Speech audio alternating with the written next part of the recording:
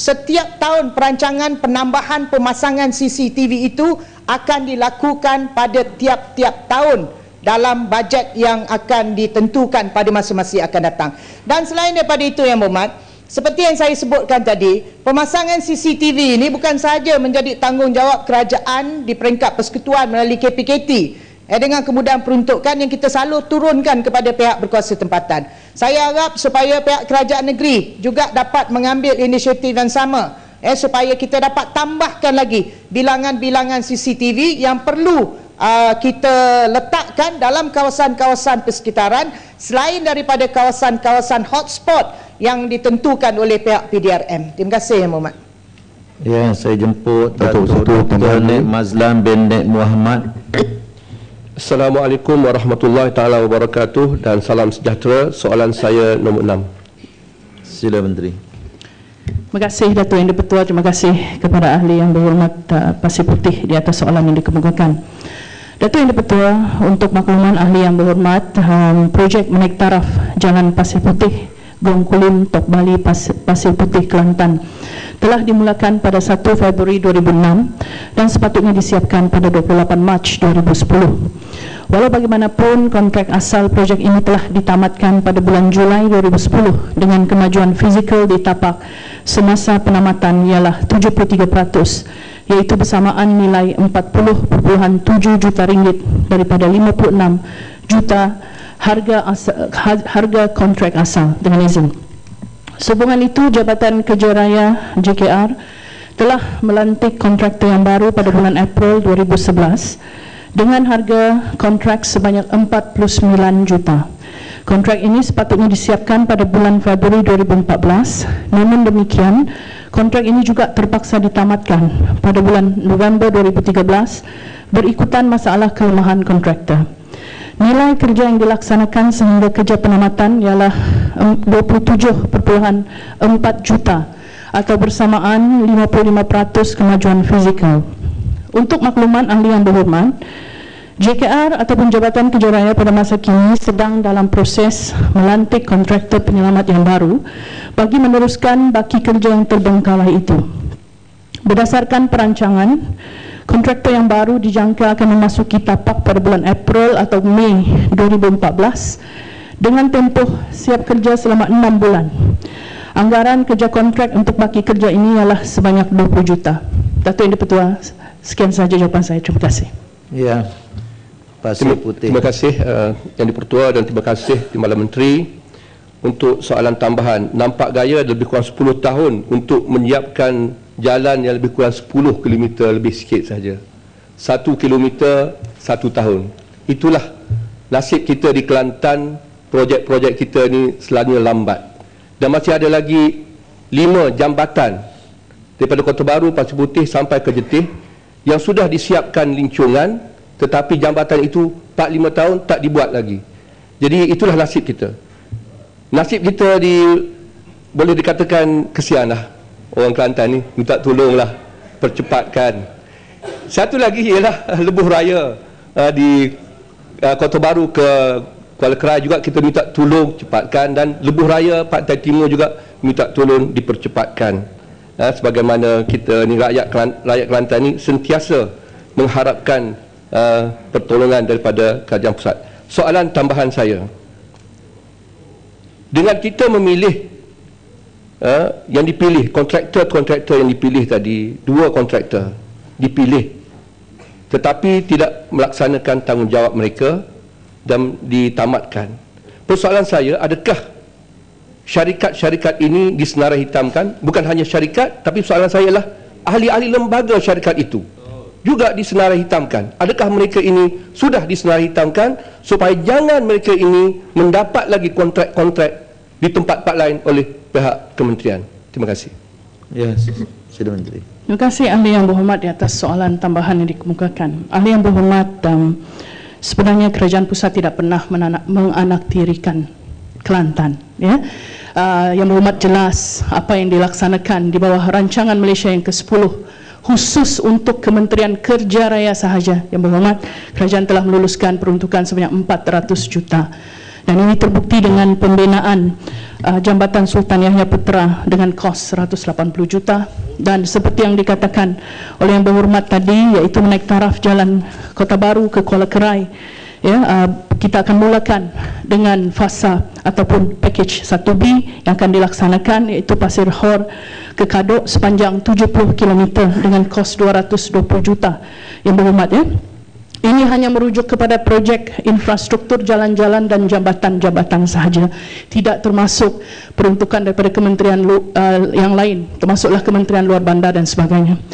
Untuk menjawab kepada persoalan yang dikemukakan Yang Berhormat, sebenarnya dalam isu yang melibatkan projek ini, ya, penilaian tertentu diberikan, ya, untuk satu-satu kontraktor, di mana apabila terdapat kegagalan yang berterusan, Kementerian Kerja Raya atau melalui, ya, jabatan-jabatan agensi-agensi di bawahnya akan mengambil tindakan. Yang Berhormat, ya, kita selalu mengambil tindakan ke atas kontraktor-kontraktor. Itu tidak bermakna kita tidak pernah mengambil tindakan, ya, langsung. Yang Berhormat, namun dari segi dalam aspek yang sama, kita juga melihat kepada kewibawaan kontraktor tersebut. Sekiranya kontraktor ini pada asalnya merupakan kontraktor yang berwibawa, ya, yang hanya mempunyai masalah contohnya keuangan, ya, kita akan memberi peluang dari segi memberi ruang untuk, ya, syarikat ini membuktikan kewibawaan dan kemampuan melalui suntikan dana, ya. Itu pun kita tidak akan menerima bulat-bulat, ya, pengesahan ataupun dari segi kata-kata yang tidak disokong dengan bukti-bukti yang jelas yang bahawasanya syarikat ini berkeupayaan untuk keluar daripada masalah kewangan itu dan komited untuk melaksanakan projek-projek yang telah diamanahkan, ya. Kita akan lihat dari segi itu, dari segi latar belakang syarikat dan seterusnya komitmen, ya, untuk menyelesaikan satu-satu kerja pada tempoh dan pada kos yang tidak mempunyai pertambahan. Yang Berhormat, jadi dari segi itu kita melihat, ya, kemampuan dan juga keupayaan syarikat itu bagi menyelesaikan projek yang telah diamanahkan kepada mereka. Dan dari segi tindakan sudah tentu sekiranya ini tidak juga dilaksanakan, kita akan ambil tindakan untuk menyenarai hitam, termasuklah tindakan-tindakan seperti selepas, ya, ditamatkan, kita akan juga, ya, menarik balik bond, performance bond yang telah dikemukakan, dan nama-nama syarikat ini akan dikemukakan kepada pihak PKK dan CIDB untuk disenarai hitamkan, dan tindakan selain daripada tindakan-tindakan untuk membawa juga syarikat-syarikat ini ke mahkamah. Itu saja jawapan saya, Datuk Yang Dipertua. Ya, Bayang Baru. Terima kasih Tuan Yang Dipertua. Kepada Timbalan Menteri saya nak tanya, sebab masalahnya sekarang adalah non-performing yang berterusan, dan kita tahu bahawa banyak kontraktor dia lepas ambil claim dia declare bankrupt dan dia tidak boleh deliver. Saya nak tanya, tidak adil kepada Malaysia, orang Malaysia, rakyat pembayar cukai, untuk continuously subsidi kepada kontraktor-kontraktor yang gagal. Seperti yang ahli yang berbuat dari Pasir Putih sudah kata, 10 tahun, 10 km pun tidak boleh deliver. Ini adalah contoh-contoh kontraktor yang patut disenarai hitamkan, dan juga ahli-ahli lembaga mereka, sebab ahli lembaga mereka sudah tahu the game of the game, they know the game. Dia tubuhkan satu syarikat, ambil kontrak, tak boleh deliver, dia tutup kedai syarikat tersebut dan buka yang lain. Inilah soal pokoknya yang kita harus tangani. Kalau tidak, kita akan selalunya memberi kontrak kepada syarikat-syarikat yang tidak boleh perform. Dan soalan saya adalah, apakah kriteria yang akan secara jelas bahawa syarikat tersebut akan disenarai hitamkan, dan adakah ahli lembaga akan disenarai hitamkan? Kita nak tahu. Ya, ni soalan khusus ni. Okey, terima kasih Yang Berhormat di atas soalan. Seperti yang saya jawab tadi dengan panjang lebar kepada Yang Berhormat Pasir Putih, ya, terdapat kriteria yang diambil sebagai punca ya, ataupun sebab mengapa satu-satu kontraktor itu ditamatkan dan seterusnya disenarai hitamkan adalah apabila kontraktor ini ya secara berterusan ya, Yang Berhormat, melakukan Berapa kali berterusan?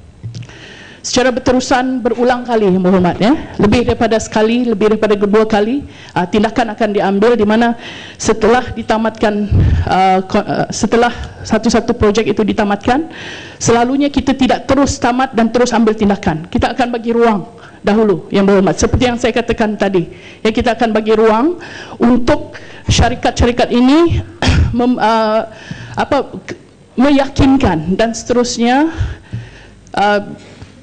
kekal kepada komitmen yang telah diberikan untuk melaksanakan atau menyelesaikan ya, projek yang telah diamanahkan. Kita akan bagi ruang yang cukup, dan sekiranya ruang ini juga ya tidak dimanfaatkan sebaiknya, kita malah selepas itu kita akan ambil tindakan.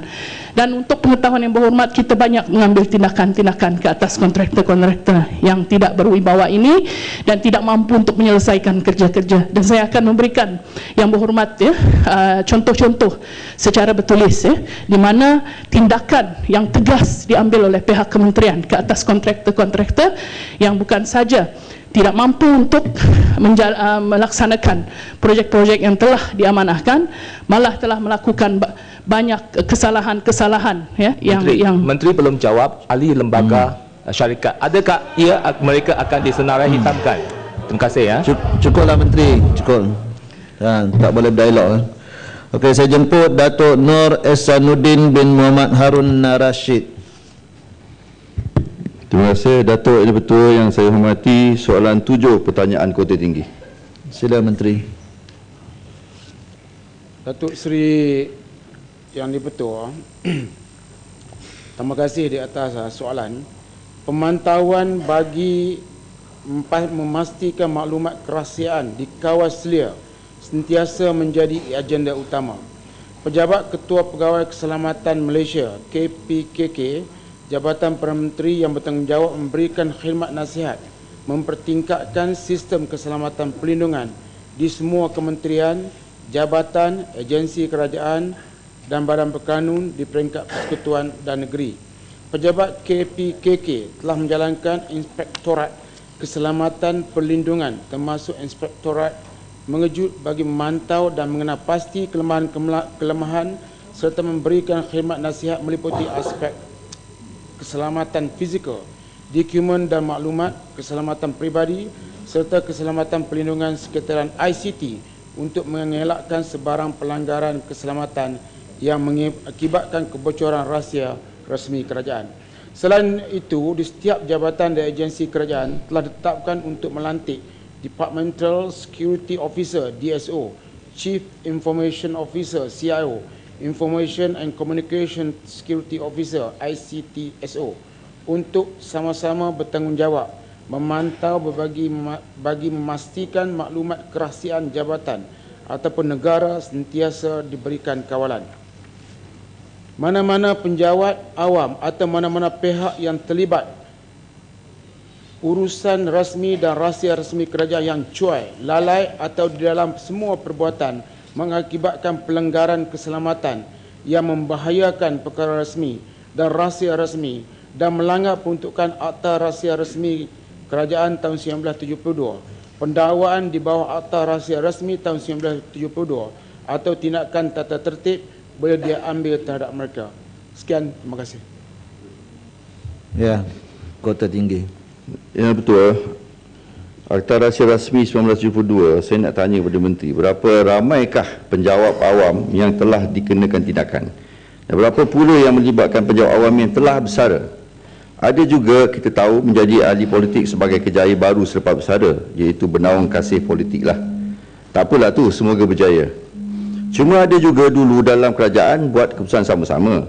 Nampak macam biasa saja, macam tak ada apa-apa. Sekarang al-maklumlah ada anak bernaung kasih.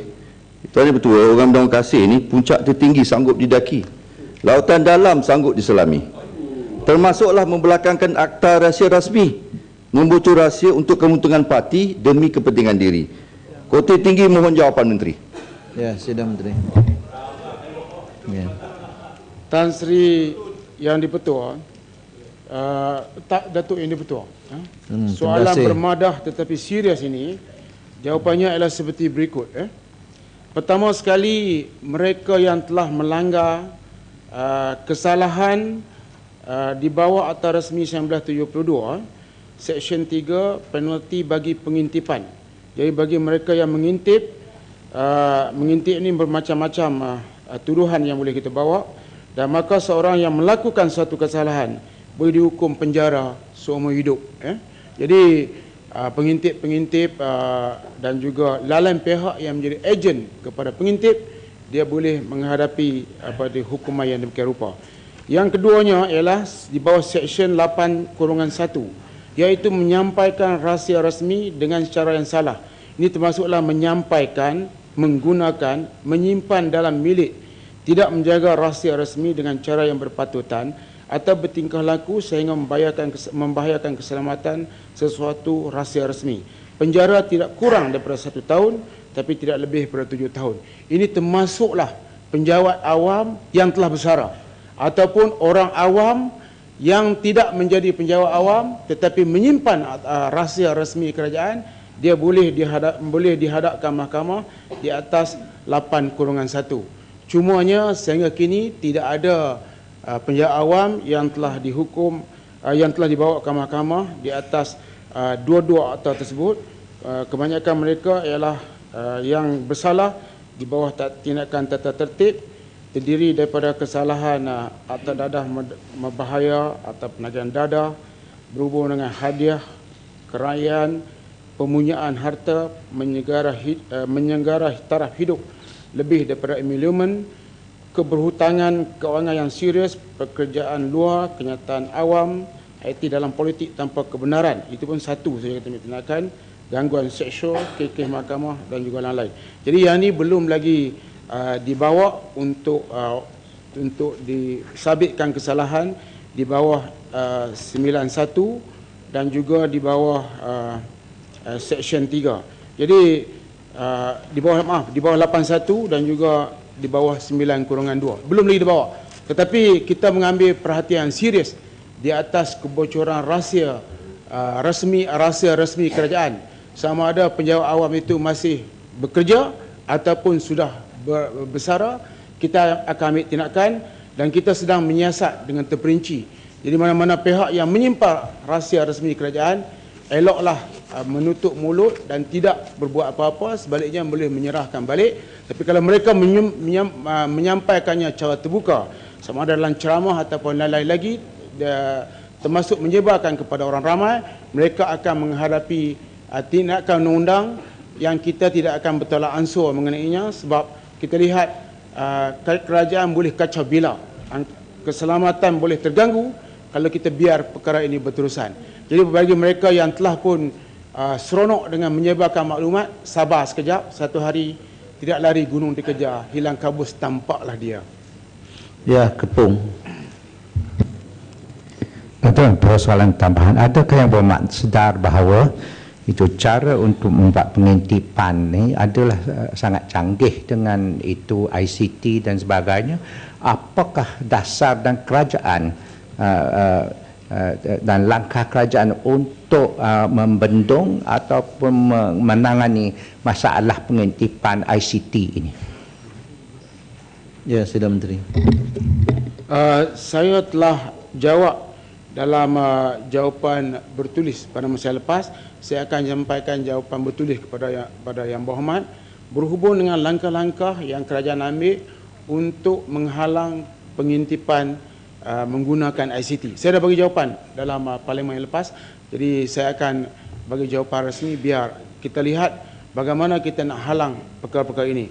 Tapi walaupun bagaimanapun pengintipan ICT-nya seringkali, walaupun kadang-kadang mereka menggunakan sistem teknologi terkini, tetapi kadang-kadang mereka lebih mudah mendapatkan maklumat untuk masuk ke sistem tersebut. Jadi semua ini akan telah pun diperincikan, tetapi hari ini saya nak bagi tahu tentang mereka yang terlibat dengan perkara tersebut. Mereka tidak akan lari daripada undang-undang kerajaan Malaysia, iaitu penjara seumur hidup. Yang ni kita serius dan kita akan ambil tindakan yang sewajarnya. Jadi sekali lagi saya beritahu kepada Yang Berhormat, tidak ada mereka yang akan terlepas daripada tindakan, dan pantun ini akan berterusan kepada mereka. Tidak lari gunung dikejar, hilang kabus tampaklah dia. Ucap takziah kepada Kajang sebab undi telah jatuh. Ya, baiklah Yang Berhormat, selesai sudah sesi